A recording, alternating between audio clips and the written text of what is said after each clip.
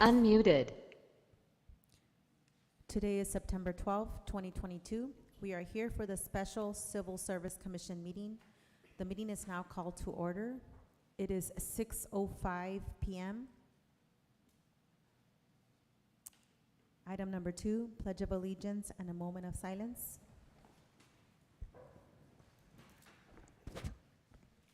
Chief, would you go ahead and lead us to the Pledge of Allegiance? Will do, sir. I pledge allegiance to the flag of the United States of America and to the republic for which it stands, one nation, under God, indivisible, with liberty and justice for all.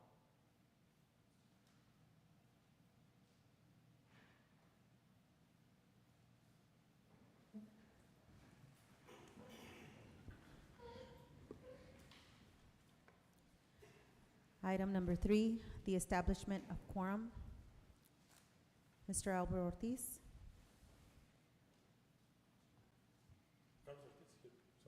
Mr. Carlos Ortiz. Present. Alex Miranda. Here. And Claudia Olmos. And Mr. Andres Chavez is absent. We have a quorum. Item number 4, public comment. We have no speakers for public comment. Do we have a motion to move on to consent agenda? Motion to consent agenda.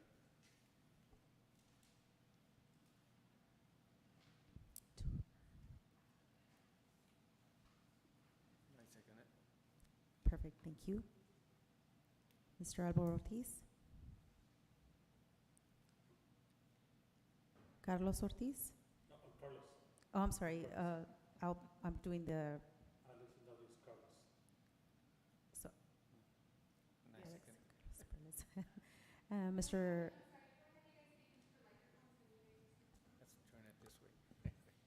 Let's turn it this way. sorry, I'll start all over. Mr. Albert Ortiz? I second it. Oh, I was Yeah, just but it's doing, already okay, for the perfect, vote. thank you. Yes. Aye, it's a yes. Moving on to regular agenda, item number 7. Discussion and action to approve the amendment to the employee handbook, section G, time off, G.01, paid time off. Good evening, Civil Service Commissioners. Thank you. This is Carol Candelari, HR Director. Today I am presenting pursuant to Texas Local Government Code Section 142 that each peace officer employed by the City of Socorro in the City of Police Department, is entitled to 15 days of vacation of paid time off each year. Any exception to allow, this is in effect from the Texas Government Code. The other change in the current policy is also to make an amendment for any exceptions to allow any employees to carry over or to be paid for any vacation hours in excess of 40 hours due to the emergency or for unforeseen staffing issues such as FEMLA and any other military leave to the next fiscal year. So we are asking you to approve the amendment to this policy change as a result to the vacation pay and to allow the carrying over of paid vacation for those that are not able to take it. I have any questions? Do you have any questions for me at this time? I'll be happy to answer them. No, no question. So everything that you have right now would be the highlighted areas, right? That is That correct, you want. Mr. Miranda. That are requesting? That is correct. So what's highlighted, you will see, is the changes in the policy where it indicates on the vacation, it's going from a 3.08 accrual for full-time employees to a 4.62 for police officers only. And then, of course, on the sole exception is to allow those employees that are not able to take their vacation time due to emergencies, FEMLA, or military leave, to allow them the extension to carry over to be paid out. And that's going to have to be with approval of HR, or is that an automatic, especially with the military leave?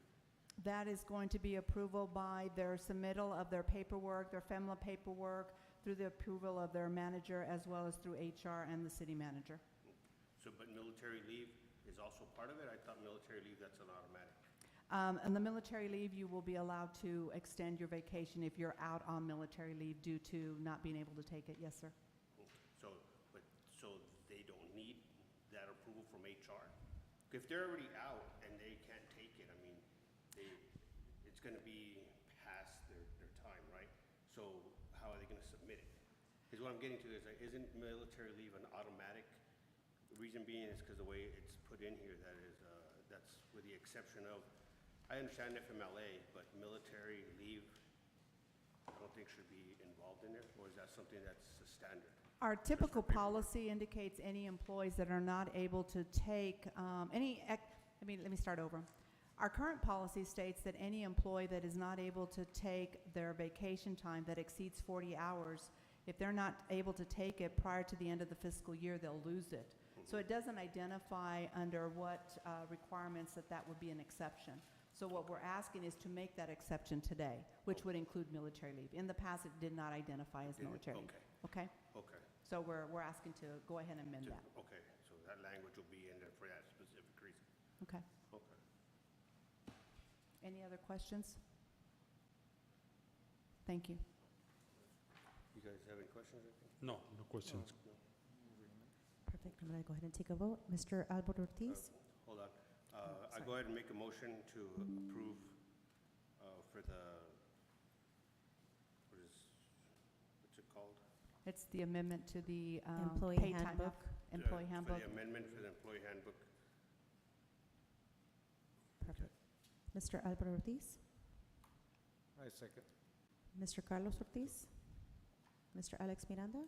Yes. And Mrs. Claudia Olmos? Yes. And, well, one quick note, I made the motion, and Mr. Ortiz, go ahead and Yes. second it, so they can go ahead and put that, and then with a vote afterwards. Yes, ma'am. Yes, sir. Thank you.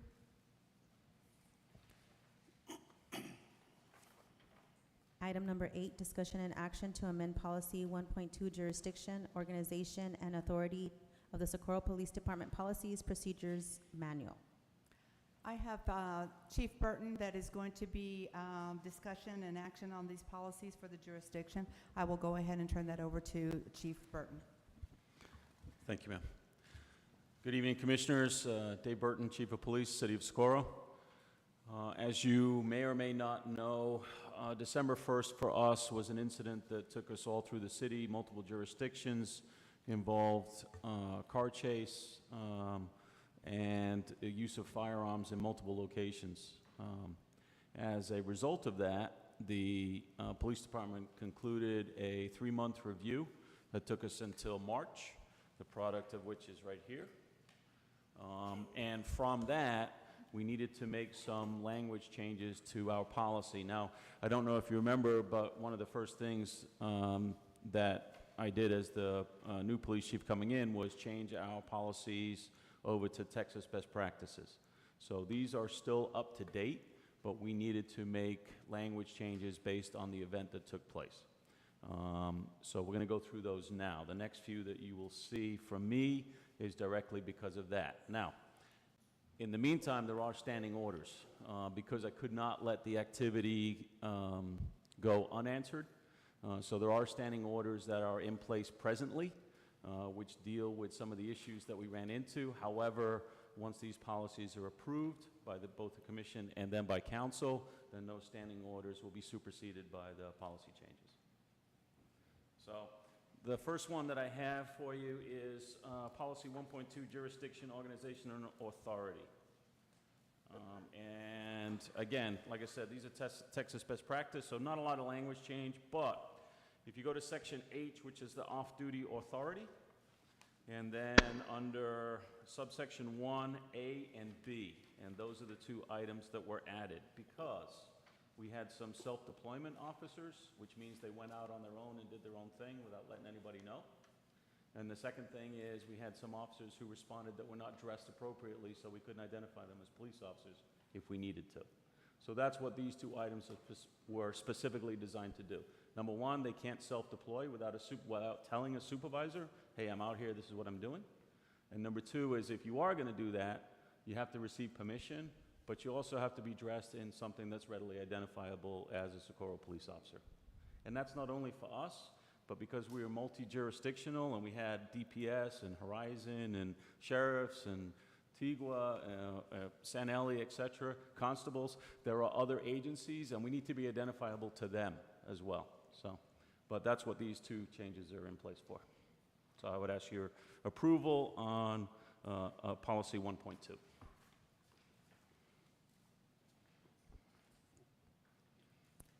anybody have any questions? Just that, yeah, it's true. I agree. I mean, with my years, I saw, like you said, Chief, you have to do a multi-agency right away to not let this get out of hand. If not, the guy's gone. But Yeah. it's true. Yeah, on this I agree.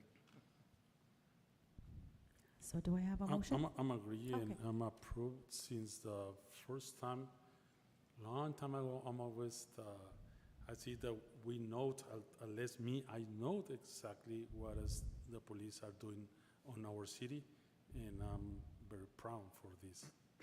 And it's approved. You don't have any questions or anything? No, sir. Okay.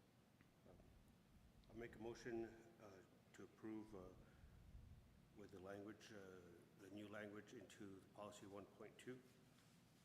Do I have a second? Approved. Second? I second it.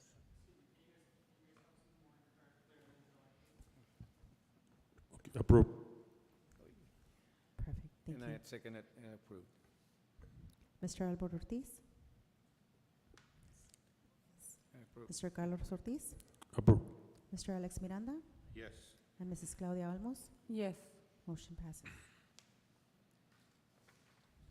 Item number 9, discussion and action to amend policy 5.3, computer and electronic equipment usage and data security of the Socorro Police Department policies and procedures manual.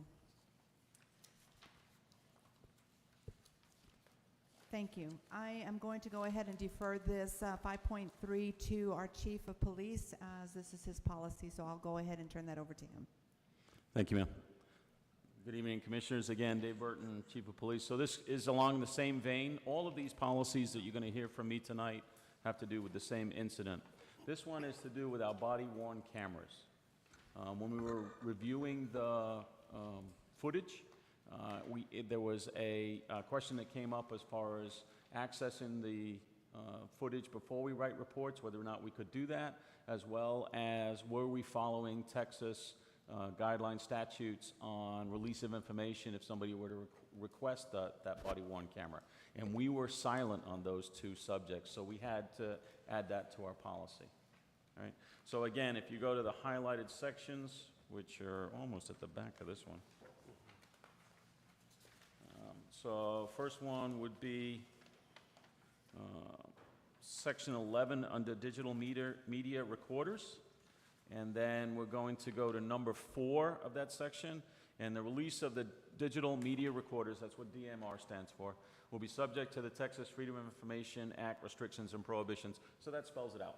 We're going to follow what Texas says as far as release of information is concerned. And then if we go to subsection D, and then number 5, all recorded data will be held consistent with the federal rules of evidence and Texas rules of evidence. So video is to be treated as evidence items. We can't just run around and not secure those items. They either have to be in a data storage facility, or if we hard copy them and put them on a drive, we have to treat them as evidence and put them on a shelf and in a box and mark them appropriately and all the other good stuff that comes with that. So we have to treat video as evidence. All right? And then the last section is supervisor responsibilities. And this section was specifically had to do with whether or not officers were allowed to view video prior to them completing a report. And checking with the Texas Attorney General, the answer is yes, they are allowed to. So again, we were silent on that before, so now we had to put that writing in specifically saying, hey, officers have the right to access, and the supervisor is the one that allows that access to take place.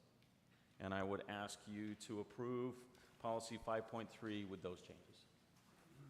Just one minor change. On the first item, if we could change that to Texas Public Information Act instead of Texas Freedom of Information Act. Okay. Okay. Okay. Thank you. You guys have any questions? No. Okay. I make a motion to approve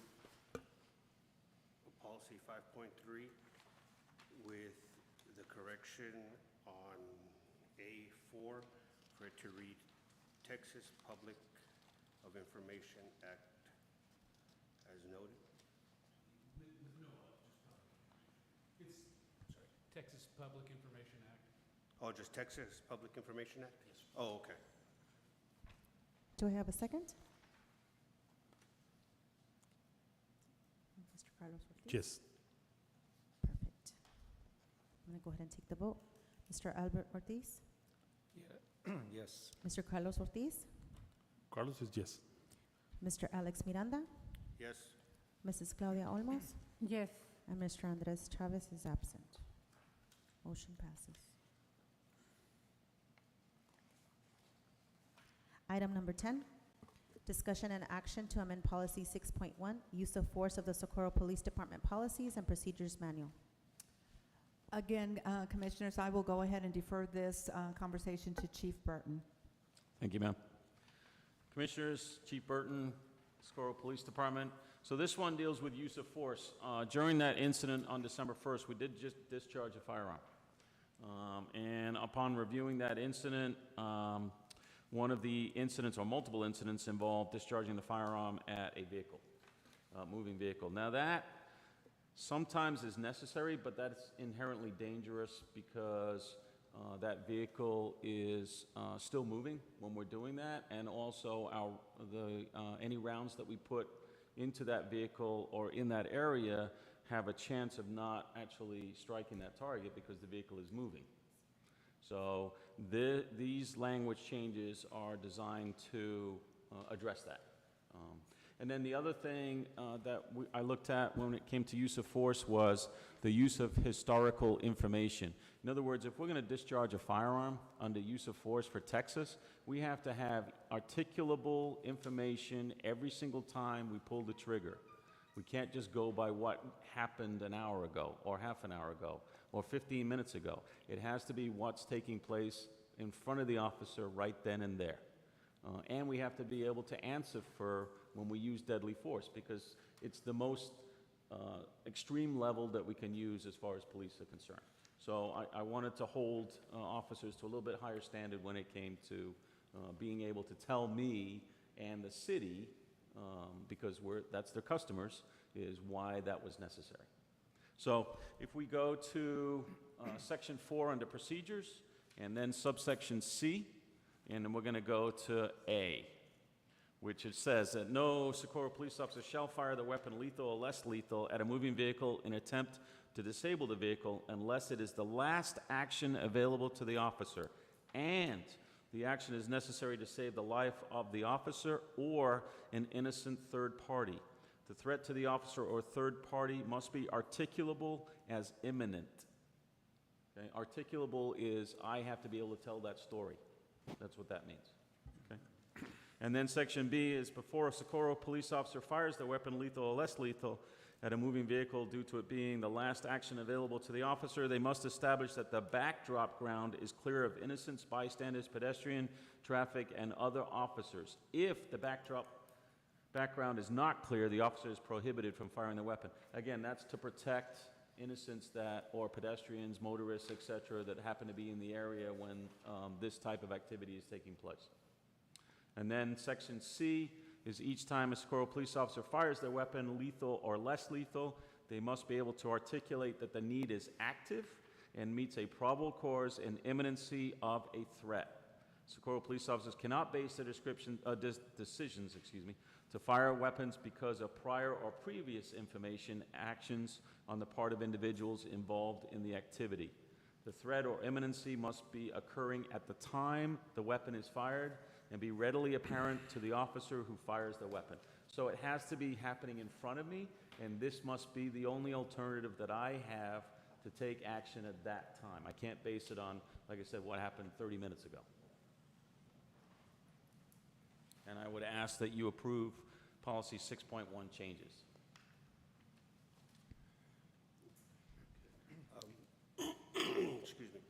I think only myself and City Legal are the only old ones here, not in a bad way. But we've had an incident that happened like this years ago. And I thought it was complete, it was already in the manual, in the police. I know you had changed it and everything else, but I thought that was already on there because of the fact that what happened years back is that that officer also shot at a vehicle. And I give him this much, I mean, it was a bad cause for him, the outcome, but he was a good shot. He shot that car, I don't remember how many feet, but he shot at the wheel and he hit the rim. And that's what he said, I was aiming for the wheel. He goes, and that car was going about 30 miles an hour. So I give him that, I mean, but the outcome for him was termination. But I thought this was already in the handbook. And I know maybe it got changed and everything else. So when we changed over to Texas best practice, this wasn't necessarily part of that language? So we were updating the policy from 2006, okay, when I came in. So we went from 2006 to 2020, Yeah, okay? And the Texas best practice didn't have that. It does allow shooting at a moving vehicle. I just wanted to make it more specific based on the incident that occurred, because I can always get more restrictive, right? I don't have to allow what Texas says. I can make it a You little can do bit your own more, policy, yes, right? And this says, I want the imminency and the last action, because honestly, when you take the caliber weapon that we have, trying to stop a moving vehicle, trying to disable an engine block, okay, or a wheel, there's a very minute chance that that's going to occur. And there's better technology today, such as stop sticks, which we purchased, which we can stop a vehicle with that in a much more efficient manner than we could with a firearm. okay. And the old policy did have, you couldn't shoot at a vehicle to try and disable it. This goes a little bit beyond that. Right. Yeah. To clarify, not only that, but there are even further restrictions beyond that. I'm sorry. So, yeah, just to clarify for the record, yeah, the prior policy prohibited any shooting of a moving vehicle by an officer in order to disable that vehicle. This policy goes beyond that to clarify what took place in the December shooting. And maybe I'm looking too much into it, Chief, but, I mean, in my line of work, we pick up the messes that happen. And I go, it's got to be on the better judgment of the officers or whoever's behind that weapon. The way you say, okay, they have to be able to be seeing it and for it to be happening right there and then. And I would think that we have our officers that are good judgment. So I know it says to stop a vehicle or if it's in their danger or what have you. Would this be a place to also look at for further review of having the number of people in that vehicle, if that matters? I mean, or like I said, maybe I'm looking too far into it. Right, so when you talk about a backdrop, that's everything around the suspect, right? Okay. So we have to make sure that we can't take that shot. I don't have snipers, Okay. I don't have marksmen out there that can take that kind of a shot, right? So Okay. we can't do that on a regular patrol level unless the backdrop is clear. So lethal force at that point would go out the window. And it doesn't matter even if they're shooting at us. We can't shoot back because of the risk of hitting somebody. Okay. See, I'm glad that you said what that backdrop was. Right. To me, backdrop is just, yeah, what's behind you, but not just the immediate people in there with you. So thank you for clarifying that for me. I appreciate it. You guys have any questions? Yes, I'm convinced and I know that this situation is very hard because the police officers, they never know what could be the situation for the guy, for the people when they marked to stop. And I'm still thank you for doing this. Thank you for doing this. And I know that we're still change notes. Yeah. Thank you. And that's one thing they told us. I was a security officer before going to the fire department. And that's what they pushed even with us. Last resource, right, Chief? That's your last resource when you make sure, like Chief said, there's people back there, that bullet could go and hit them. It's that simple, so yes, I agree with this. Anything No, else? I don't have any Yep. questions. Thank you. Make a motion to approve policy 6.1 as it reads. Do I have a second? Yes. Mr. Albert Ortiz. Go ahead and take a vote. Mr. Albert Ortiz? Carlos, yes. No, I agreed already. Would you agree? Because I'm taking the vote. So Mr. Albert Ortiz, sí. Vote. Mr. Carlos Ortiz? Yes. Mr. Alex Miranda? Yes. Mrs. Claudia Olmos? Yes. And Mr. Andres Chavez is absent. Motion passes. Item number 11, discussion and action to amend policy 7.14, vehicle operation of the Socorro Police Department policies and procedures manual. Commissioners, I'm going to defer this conversation with Chief Burton. Yeah. Thank you, ma'am. It's a police chief night. It's a song and dance after this. Okay. Commissioners, Dave Burton again, Chief of Police. This one is under Vehicle Operation 7.14. Now, I wouldn't have to think that I had to spell this out, but apparently I did, because we had police officers that used their own personal cars in this chase. So that's what this change addresses, is you're not allowed to use your personal car in a chase. So if we go to Section 4, Procedures for Emergency Driving, and then subsection A, General, and then we're going to go down to 1A, and that's the language that I put in there. No personally owned vehicle shall be used at any time by any Socorro Police personnel who are actively involved or active participants in any Socorro Police Department pursuit, investigation, police activity, or emergency response. And I would ask that you approve Section 7. Policy 7.14. On this case, just only, I get a question. Just only to put one situation, what happens if the police officer is finished his chief? Just only, he's driving out of the police station, and he saw something. He's driving his personal vehicle, and he saw something illegal or put in danger or something. Yeah. Based on this situation, what must be the police officer must be to call to other partners? Okay. Call for the central? And so under Texas statute, he has a duty to report, because you can't do something criminal in front of a police officer and not have us take action, all right?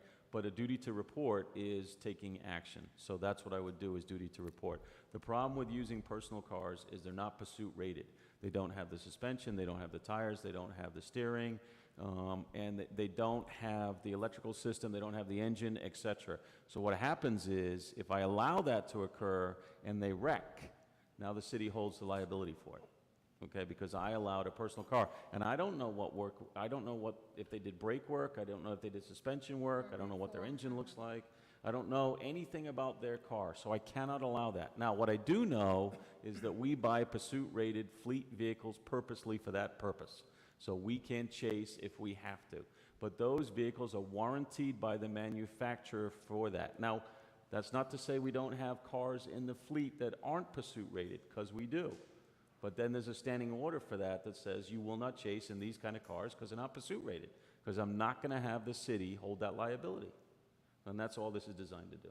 And additionally, there would be insurance coverage issues, because there would not be city insurance on that particular vehicle. And so it would lead to potential liability issue for the city of Socorro. Thank you. But we also got to remember, Chief, there's also warning labels on Clorox bottles. Says, do not drink. So it doesn't surprise me. I mean, Listen, if you got a Hellcat, you go ahead and chase. so, any comments, questions? No? No. Motion to approve policy 7.14 as it reads. Do I have a second? I approve. I'm going to go ahead and take the vote. Mr. Albert Ortiz? I approve. Mr. Carlos Ortiz? Approve. Mr. Alex Miranda? Yes. Ms. Claudia Olmos? Yes. And Mr. Andres Chavez is absent. Motion passes. Item number 12, discussion and action to amend policy 7.15, vehicle pursuit of the Socorro Police Department Policies and Procedures Manual. Again, Commissioners, thank you. I will be deferring this conversation to Chief Burton once again. Commissioners, Dave Burton again, I'm still here. Chief of Police. Okay, this was a lengthy report that we went through. That's the reason why we have so many policy changes. All right, so this one had to do with vehicle pursuits. And what I found when I reviewed the video on the pursuit is I had unmarked vehicle passing marked vehicles. Well, that's against the pursuit policy for the state of Texas. Okay? When you have a marked vehicle in the lead, the marked vehicle stays as the lead and everybody else falls in behind. Now, that's not to say we have 14 vehicles chasing them. In fact, there shouldn't be any more than 3. But in this incident, I did have unmarked passing marked. And that's, when I made this language change, that's to prohibit that. Okay? So that I always have a marked police car with lights and sirens, preferably the overhead ones, not the slick tops, not the ghost cars as they call them, but something that's well identified as a police car. Again, when we talk about defense that may come up later on, a defense attorney or an argument, a legal attorney, I don't want the argument to be, well, I didn't know it was police cars that were chasing me. Okay? Now you do. All right, now you know it's a marked police car with lights and sirens that's chasing you. So, and you're supposed to stop. So if we go on this one, if we go to do Section 4, Procedures for Pursuits, and then we go to subsection B, and then we're going to 1A. So no Socorro police vehicle shall participate in a pursuit unless it's equipped with emergency lights and sirens. Again, sometimes in the fleet, it's necessary to get utility cars, right? So we get pickup trucks, or we have some off-road type vehicles for flood type response. Like we have a big LMTV truck for that, but they don't have lights and sirens on them. So I don't expect those cars to chase. So unless it's actually built for that, and it's got the lights and sirens equipped to it, then we're not going to allow that to occur. Right? No unmarked Socorro police vehicle which is equipped with lights and sirens shall participate as the primary lead pursuit vehicle once a marked police vehicle is available. The marked unit is to take the primary position even when it belongs to another jurisdiction or agency. And that's right along with the Texas pursuit policy. That says that once a marked unit becomes available, then they take the lead. No unmarked Socorro police vehicle is permitted to pass or take the lead from a marked police vehicle when the marked vehicle is functioning as the primary pursuit vehicle. That's what happened in this case. Again, when I reviewed it, I had 2 unmarked that passed the police vehicle. There's no reason for that. So I'm going to prohibit that. You know, you're going to fall in behind that marked car. No Socorro police officer is permitted to fire that weapon, lethal or less lethal, from inside a moving Socorro police vehicle. You know, I mean, it's dangerous enough shooting at a motor vehicle that is moving, but now to have my motor vehicle moving at the same time, now I have 2 vehicles shooting and now 2 vehicles moving, and now I'm trying to shoot. That we're just not going to allow that. Your primary responsibility at that point is to operate the vehicle. And then the last thing is any Socorro police supervisor who witnesses Socorro police officers and vehicles engaged in a pursuit shall terminate the pursuit when violations of the pursuit policy have been observed. It is not necessary for this Socorro police supervisor to be the primary shift or on-duty Socorro police supervisor. What happened was, during the course of the chase, there were 22 officers involved, okay, at one point or another. Some of those, multiple times, that was 2 to 3 supervisors that were in that chase. When they observed a violation such as the marked unit getting past, they should have canceled those unmarked cars from doing that. They didn't, because the feeling was that it should be the duty supervisor. But if the duty supervisor is not aware, then it's up to the next supervisor in that chain who does observe that offense to make that call. Again, we're talking about liability, right? Because at the end of the day, nobody cares which supervisor was working, who said whatever happened. If a violation of pursuit policy occurs, we're going to be having to answer for that. So this spells it out for other supervisors that are there. They can't claim ignorance, and they can't claim the fact that, no, it's the other person's responsibility. No, it's your responsibility because we have a policy that says so. So I would ask you to approve policy 7.15 with the changes. I have a question for you, Chief, here. It says equipped with emergency lights and sirens. What about radios? I know you guys have your handheld. If that's the case, well, then I can drive and be on my phone too, because you guys are not above the law that you guys can't do it. So if you guys can do it with a radio, then I can drive with a phone just out the road. does that include a radio, or do we need to add that language with the radio? So I just went by what the Texas language is. So the Texas language, when they look at an emergency vehicle, is lights and sirens. It doesn't stipulate whether or not a radio is present or not. And we are exempt. You should know that Texas police officers are exempt from hand-free devices, that law, because we do have to use the radio in a case, which includes a cell phone, by the way. So in an emergency, we're actually exempt from cell phone laws, because we can use it. A good judge and lawyer won't make that happen. Right, yeah. No, well, the reason why I'm being is because, I mean, you've made great changes and everything else. And I'm just saying because during a pursuit, during any altercation of what sort, adrenaline is, you can't even measure it. Right. So trying to drive with one hand and looking out for everything and everything else with a radio, I mean, if they're having to use their portable radios, would it be, I know radios are expensive. Yeah. Would it be best if all vehicles that are equipped with emergency lights that are gonna be used for pursuits, or they can be used for pursuits, also be equipped with a radio or something? Or what is your thing on the safety aspect of that? So in a pursuit, actually, the second person uses the radio, right? The primary never uses the radio in a pursuit, because again, their focus is directly on the vehicle in front of it. And again, I'm just taking the language right out of the Texas pursuit policy. That's number one. Number two is, the fact of life is not all of our cars, when I first got here, came equipped with radios. Now, we're in the process of changing that out, and as we buy the new vehicles, they're all fully equipped now. So the purchasing changed over the last 3 years. So now we do turnkey operations. So everything comes as marked lights, sirens, radios, right? And then any other pieces of equipment that we have. That equipment was not necessarily present in the older vehicles that we had. All I can tell you is that any new vehicles that we're getting will have those radios. The problem with putting that in now is it may be that some of our older cars, you can't do that. You just can't retrofit them, because and we're finding that out ourselves. For example, our 2018 Chevys, we're having problems getting parts for. They're Chevys, that's why. And we have we have cars all the way back to 2012. We're still operating some 2012s. Crown Vics, you can't get Crown Vic parts anymore. Okay, so that would be a fleet purchase stipulation, I would think, that, hey, if the police are gonna buy vehicles, they have to be equipped with lights, sirens, and radios as part of what mandatory equipment must be there, but I don't think it belongs in the pursuit policy necessarily, and I'll defer to legal on that. Well, no, I mean, and all uniformed officers would have a radio? They all have, so everybody carries a portable anyway, right? But you're right, I mean, to try and drive and use the portable, right, that would be very difficult, yeah. That's my only thing, because, I mean, everything is safety.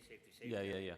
You're not gonna drill that into me, I know that, and I know everybody's safety is involved. That's a good point. So, and that's why, the only reason I was saying is because the way it says equipped with emergency lights and sirens, it's like, okay, but the radio, I mean, you can't outrun a radio. You can Right. outrun everybody else, but you can't outrun a radio. So, and that was my thing, is if that would be something that would be added. If not, again, maybe I'm looking too far into it, but I've also been doing what I do for 28 years, so. Right. Yeah, I'm just going by what the recognition of an emergency vehicle is. So for recognition of an emergency vehicle, you must have lights and sirens operating, Okay. right? It doesn't say you must have a radio operating in the statute language that's there, right? Okay, and that's fine, I mean, the city legal sees it fine. I was just asking because it was, again, safety. Yeah, and I'm fine with the language as proposed. Okay, no, and that was my question to it. Nothing else? Do I have a motion? Motion to approve policy 7.15 as it reads. And a second? Mr. Alberto Ortiz. I second it. I'm going to take the vote. Mr. Albert Ortiz? Yes. You vote? I approve. Mr. Carlos Ortiz? Yes. Mr. Alex Miranda? Yes. Ms. Claudia Olmos? Yes. And Mr. Andres Chavez is absent. Motion passes. Item number 13, discussion and action to amend policy 8.6, active shooter response of the Socorro Police Department Policies and Procedures Manual. Thank you. Again, I will be deferring this to our chief of police. I'm still here. Thank you, ma'am. Did you guys take that one out of our pack? Yes, just one more. 8.6. You have Yeah, I don't have 8.6. Let's see, item Does everybody else have 13 or 14? item 13? Item 13. Item 13, yeah. Yeah, no, I don't have it. Uh-oh, chief, what are you doing? What are you hiding? What are you hiding? All I can do is write them. I don't distribute them. Thank you. You good? Okay. One more time, Commissioners. Dave Burton, Chief of Police, City of Socorro. So again, at the end of the review, we were looking to see why the officers did what they did as far as use of force was concerned. And that specifically had to do with discharging their weapons. And predominantly, the explanation was, well, it was an active shooter event. And what was that based on? Well, that was based on the individual was shooting at us, and there were multiple of us around, so that must be mass casualty, so that's the reason why we could discharge our weapons. Okay, but that's not the federal definition of what an active shooter event is, because shooting at a police officer is not an active shooter, okay? Especially if it's as an intent to escape. It's an instrument that they're using to escape. It's not an active shooter. In order to have an active shooter, according to the federal guidelines, we have to have 3 or more casualties, and the intent has to be cause mass casualties amongst innocents. In other words, people that have nothing to do with this incident. So I wanted to strengthen the language or the explanation that we had in the policy as far as what an active shooter is, so I could spell it out to the officers, because there was some confusion there as far as why they believe they could use lethal force. Right. So if we go to policy 8.6, under section 3, procedures, subsection A, notifications, and then down to number 1. In order to be classified as an active shooter incident, the primary intent of a suspect established through their actions, available information, or intelligence is to cause a mass casualty event. The victims of the mass casualty event are innocent third parties who would otherwise have no involvement in the event. The act of an individual discharging a weapon at police officers who are engaged in responding to a call for service, attempting to arrest an individual, acting in an emergency response capacity, or engaged in a criminal investigation does not by itself constitute an active shooter incident. It certainly can, but not as a standalone explanation. So that's the language change that I made, just again to remove any confusion, and that's under policy 8.6, and I would ask you to approve that policy with the changes made. Questions? Comments? No question. There's motion to approve 8.6 as it reads. Do I have a second? I approve. Mr. Alba Ortiz. I'm going to go ahead and take the vote. Mr. Alba Ortiz? Yes. I approve. Mr. Carlos Ortiz? Yes. Mr. Alex Miranda? Yes. Ms. Claudia Olmos? Yes. And Mr. Andres Chavez is absent. Motion passes. Item number 14, discussion and action to approve the amendment to the Socorro Police Department Policy 3.2, Field Training. One last time, I will defer this to chief. Which one is this one? This is 3.2, field training? Oh, okay. Oh, it's a new one. Oh, yeah. Okay, I got you. This has nothing to do with this 3-ring binder. Okay. So our FTO program is a program where we take a police officer after they complete the academy, and then we train them for a period of 16 weeks.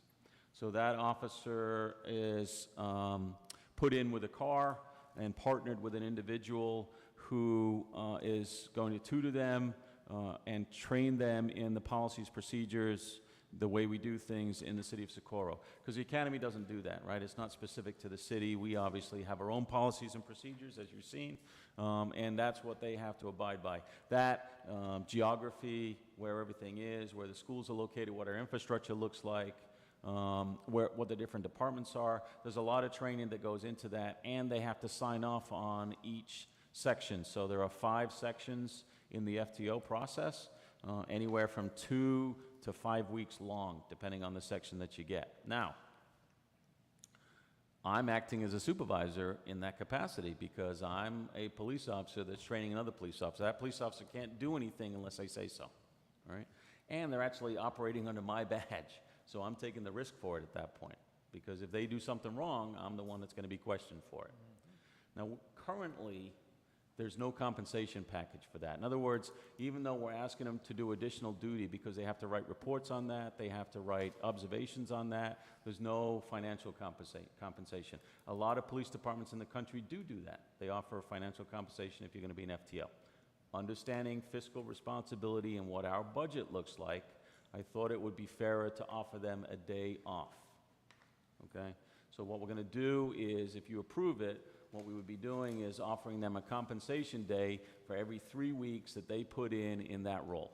So if they're the training for 3 weeks solid, then it's more than 8 hours a day, you know, it's extra time, extra duty, extra responsibility, then we're going to compensate them with an FTO day.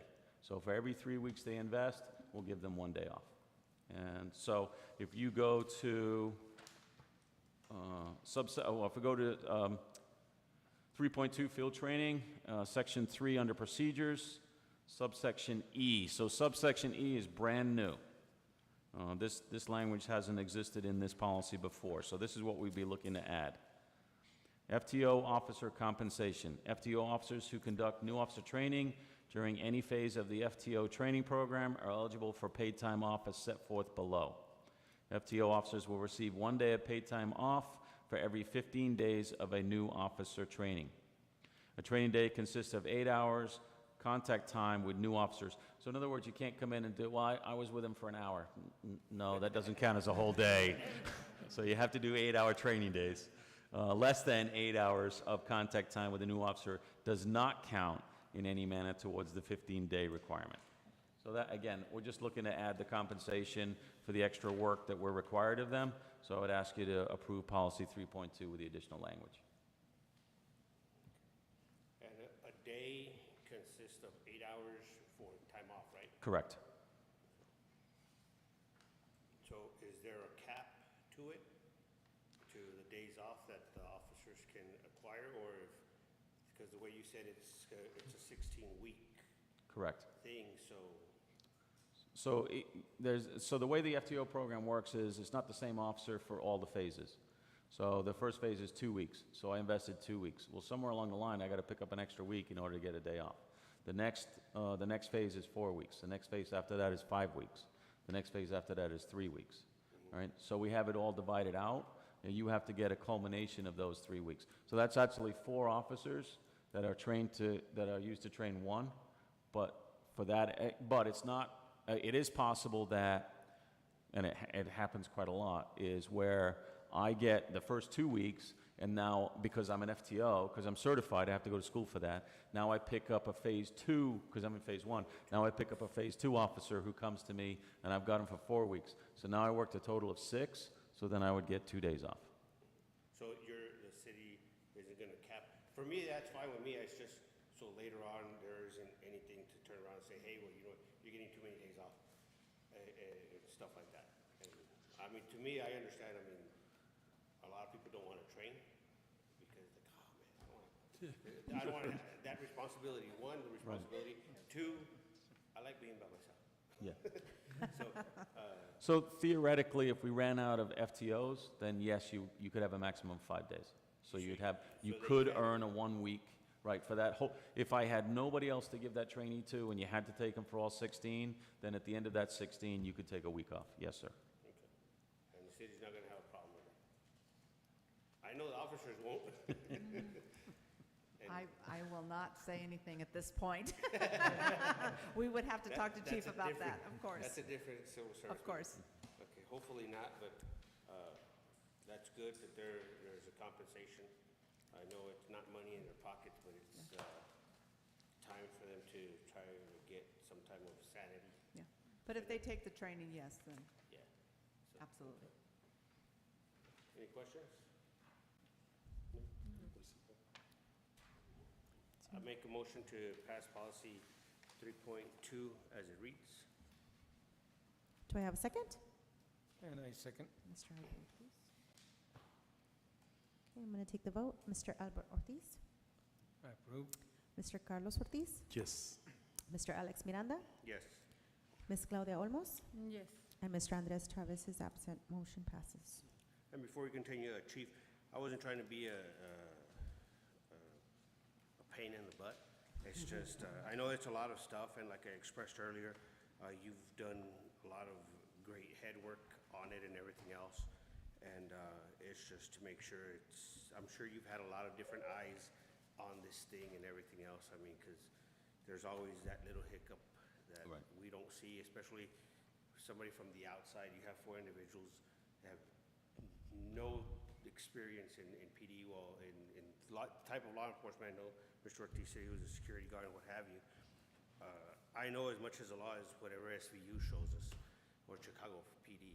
But other than that, I mean, thank you for what you've done and everything else, and for taking on that job and still moving forward with it.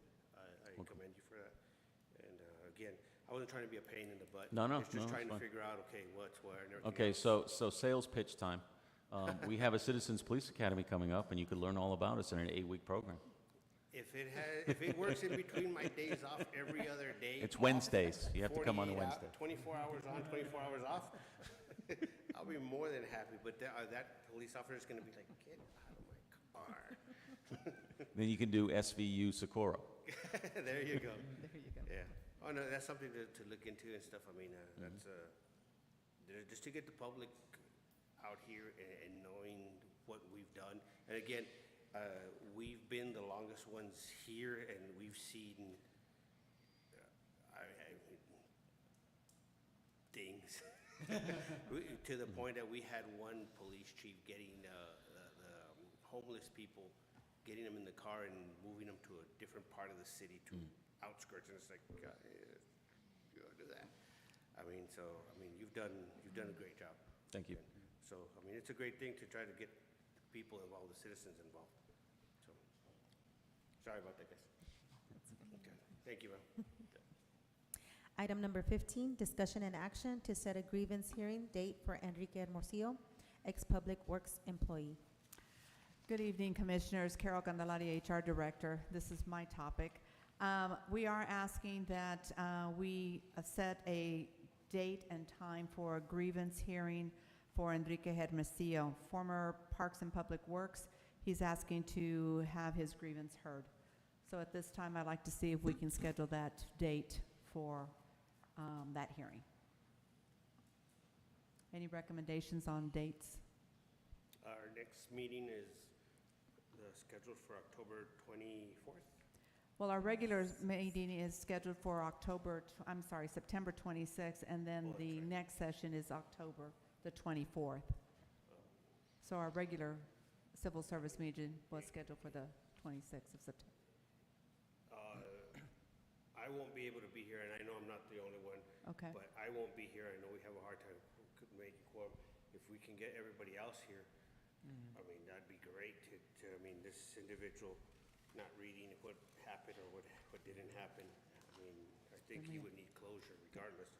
But I mean, if we just set the date for the regular civil service and then, so for the next civil service, which would be October, no, September 26th. September 26th?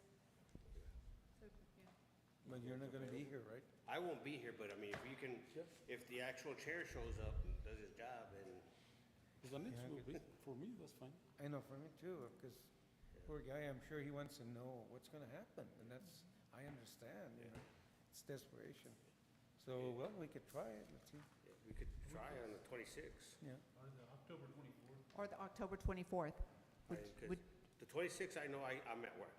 Okay, And then on the 24th, I'm off. So, but if you want to try for the 26th, and then if not, for sure I'll be here on the 26th, on the 24th of October. But I know that in September I'll be at work.